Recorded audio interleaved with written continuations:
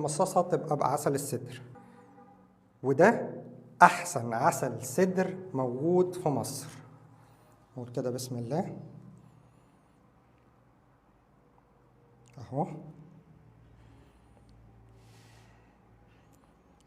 حلو قوي كده. نبدأ نحط الستيك بتاع اللولي بوب أهو. العسل طبيعي ومنطقي إن لزوجته تتقل ويتجمد، سواء اتحط في فريزر او في درجه حراره منخفضه جدا. المفروض ان نظريا بالورقه والقلم العسل ده يطلع في شكل قطعه مجمده. هنشوف دلوقتي هل ده هينفع ولا لا، بس خليني قبل ما اقفل التجربه اجيب لوح تاني من الدرايد ايس احطه من فوق عشان يبقى بالظبط الاتنين زي بعض. نقول بسم الله كده. 1 2 3 4 5 6 7 8 9. 2000 years later. نبدأ نشوف ايه اللي حصل في العسل. نقول بسم الله. نشيل البلوكة الأولى.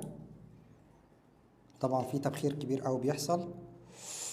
واو، طلعت زي المصاصة بالظبط. بسم الله الرحمن الرحيم ونجرب.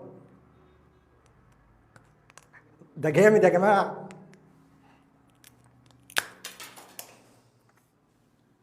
يا نهار أبيض، نفس المصاصة بالظبط بس طعم صدر بس.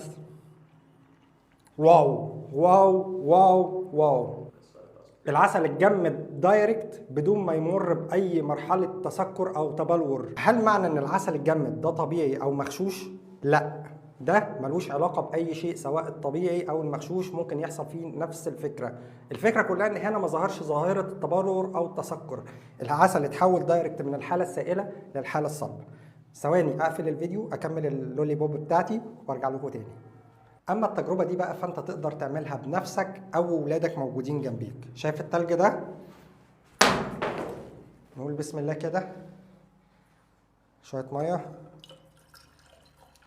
شويه صابون، حفنه من الدرايد ايس. نقول بسم الله. بص بص بص بص بص بص على اللي هيحصل. واو. طبعا اللي انتوا شايفينه ده كله عبارة عن غاز ثاني أكسيد الكربون. يعني تعمل كده بيطلع دخان بس. دخان دخان دخان. واضح ان احنا حطينا شوية صابون زيادة. بصوا، شيل ده كده اهو.